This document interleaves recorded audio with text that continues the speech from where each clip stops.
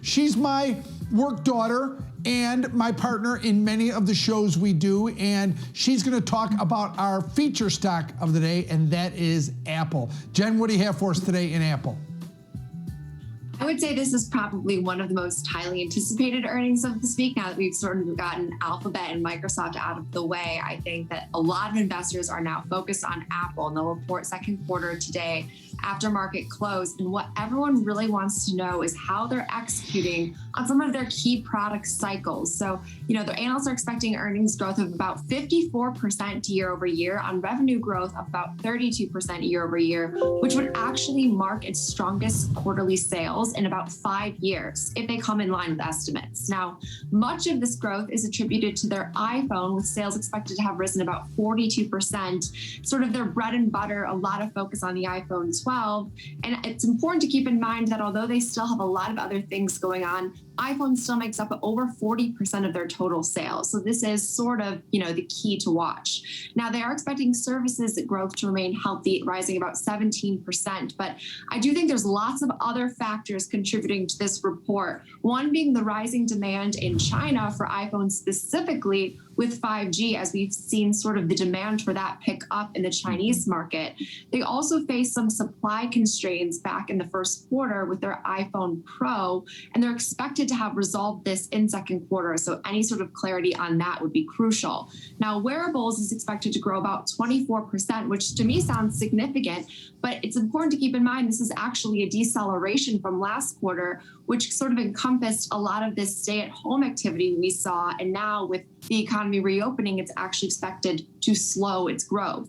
Now, what investors are super optimistic about is their M1 chips. We heard last week, and I actually thought this event was impressive, although it received sort of mixed, reactions, is that they unveiled new Macs and new iPad Pros with this M1 chip, as well as this new AirTag feature. And many said, it wasn't good enough. Regardless of that, I think that with this M1 chip, expectations are high, and I think it's pretty commendable that they're still able to push out new products, even with so many people being remote at this time. But of course, what everyone wants to know on social media this morning, and what I want to know, honestly, personally, is can they provide guidance this quarter? Because they've failed to do so since the pandemic began. So that is sort of all of the buzz across Twitter this morning, which brings me to our first tweet of the day, which says, I like Apple here after last earnings failure to give guidance and new iPhone sales missing deadline for that report. I think it's a strong earnings release. However, I don't think the pop makes it very long just based on technicals. So Apple trading a little bit lower today, still sitting about $11 off its all-time highs. The market maker move last I looked was about $3. So I would say that I like this name better, sitting below all-time highs, than some of these other names we've talked about that, are just right at their all-time highs. But it is with $3 priced in, with the market maker move. I don't know if it'll be a huge pop, of course, but what we're seeing with a lot of these names, like a Microsoft, is disappointed shareholders, then they're seeing a negative reaction today. But I actually think what's stronger than just, say, their earnings this quarter are a lot of these secular trends we're seeing in the cloud and Apple sort of growing its digital ecosystem. I think that's hugely important, and that trend still looks healthy. So, potentially as important as guidance are some of their cloud growth. But our next tweet does focus more on guidance. So our next tweet says, for those suggesting Apple needs to offer guidance, it has. Think about cadence of new product launches lately in frequency and category. Look at others' categorical growth. I don't care if consumers buy iTags. I care that retailers ordered in millions. Sell in versus sell through. So this was an interesting concept. I actually asked this tweeter about what he meant specifically with sell-in versus sell-through in Apple. So sell-in being that they're actually distributing their products to their various channels. Sell-through being that me as the consumer is actually buying it off of the shelf. So his point was that, if they're actually distributing to, the various channels, we already sort of have some degree of guidance. But I have to say, based on the fact that they've issued strong reports over and over again in the last year, and their stock has seen somewhat of a negative reaction, that investors still want this key component of guidance. So we'll have to wait and see, of course, but there are very high expectations going into this report, Nick.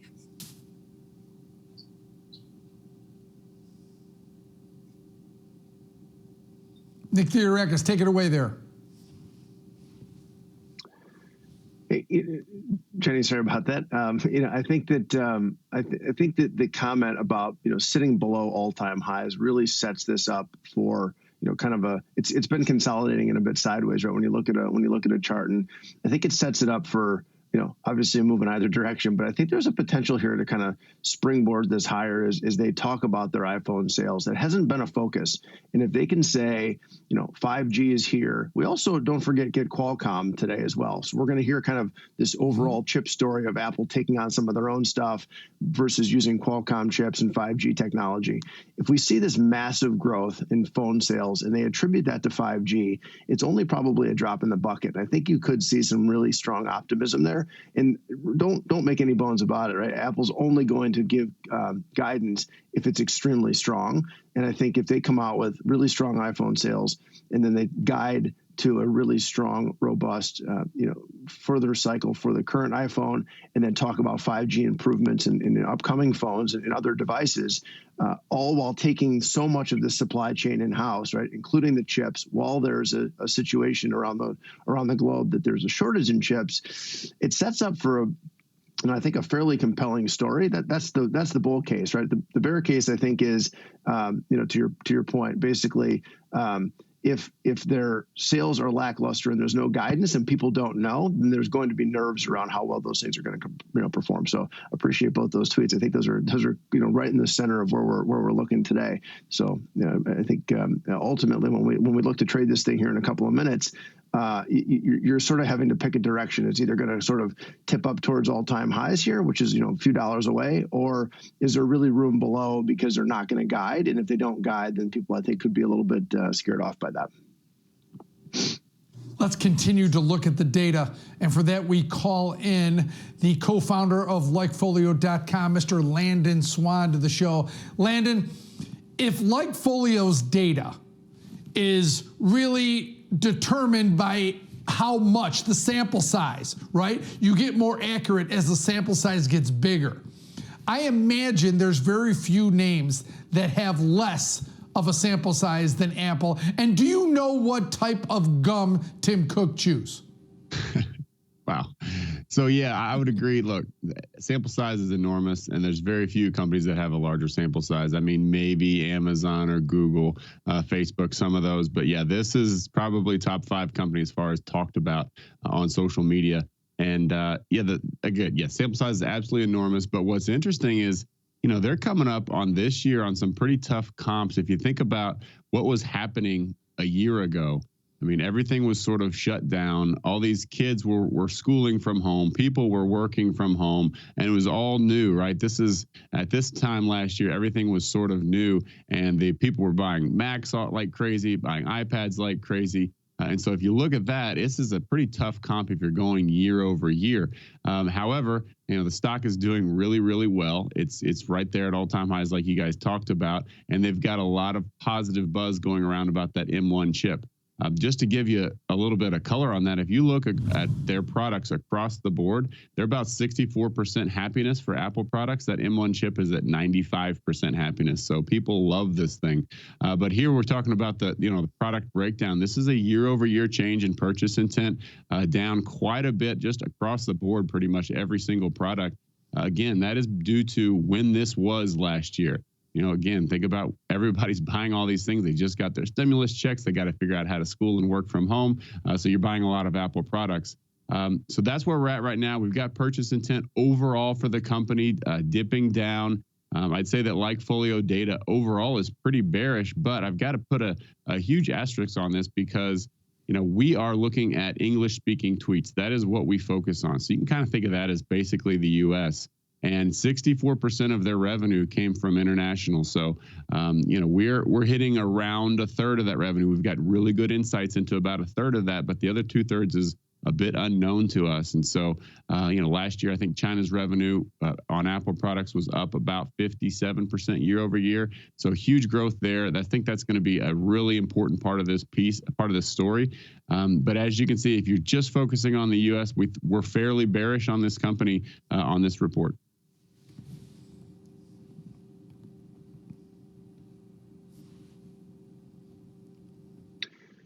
Hey, Landon, what do you think about iPhone? Like, what is the surprise factor here? Like, what would you know? What are people talking about that you're seeing that are sort of the surprise, factors? I think that M1 chip component's great, but it's not like you go buy an M1 chip, right? You're either upgrading to a new Mac or you're not.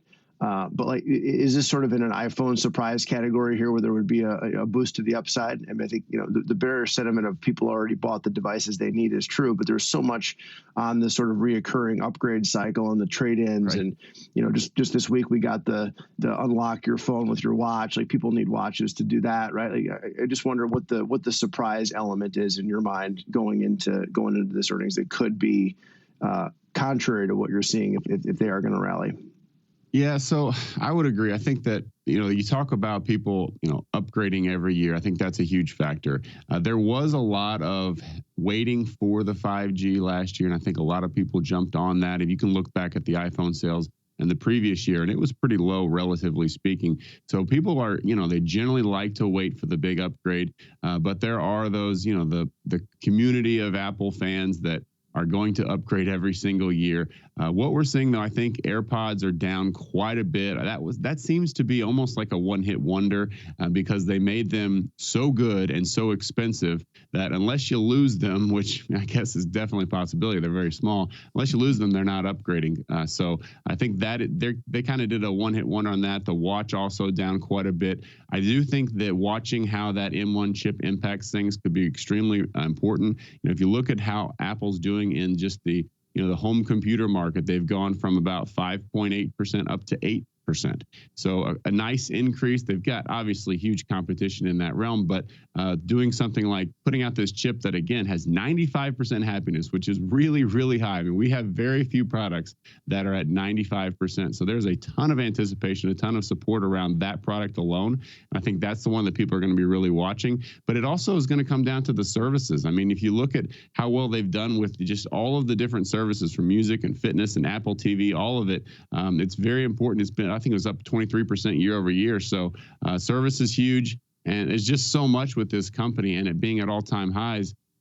Of course, I'm going to go with the LikeFolio score being fairly negative on this. But again, you got to account for the international component. Plus, long term, there's no way I'm betting against the company. And there's no way I'm betting on the dollar. I'm going to be short the dollars with inflation the way it's going. So I'm not shorting this company long term. I might play it just on this earnings report, and I will 100% be risk defined. Landon, I think this is important that we dig into this. Just for one more question, what do you think is the overwhelming metric that's making LikeFolio negative on this or bearish on this? Even if it's just slightly bearish, I mean, that's a big tell, right? To come out a little bearish on Apple. Is there any one thing that's sticking out, or is this 1,000 paper cut scenario? It's, I think the iPhone being down as much as it is a big one, but it is a sort of 1,000 paper cuts. It is every single product. And everything that we do, we're looking at not only quarter over quarter, but year over year. And again, the comps are so tough for the beginning of 2020 when everyone had to upgrade and buy new products that they maybe didn't have to have. I know in my family, we started the quarantine with one iPad and we ended with 3. We started with one laptop for myself, and I think we ended with 4 because we got kids in school. My wife needed one. I mean, there's just so much. And so all of that, I think, is going to create some very tough comps. But I think a lot of companies are looking at 2019 as their comp year. So it'll be really interesting to see how Apple compares things. And then, of course, guidance is king. Will they give any guidance? If so, obviously it'll be positive, or will they hold back, and will that raise question marks in investors' heads? So I think most likely it's going to be lackluster iPhones. But again, it's all relative, and it's all about what are the actual expectations, which is impossible to actually know. Because investors may put it out there on Zacks or whatever, but you don't know exactly what expectations are, because so many times we see a company beat and sell off or miss and raise on price. And so we'll see how this plays out. But again, LikeFolio numbers, again, just looking at primarily the U.S. are negative. So we'll be playing it bearish. I am worried about the international component. And of course, long term, I'm not betting against this company. So this is pretty much a 1 week or 1 day trade for me. really interesting presentation on Apple, Landon, and frankly, a little surprising, but the data is the data. We can't argue with it. We can only use it and either pivot off of it or use it in that direction. Landon Swan, co-founder of LikeFolio.com. Great presentation as always. Thank you so much for coming on. All right.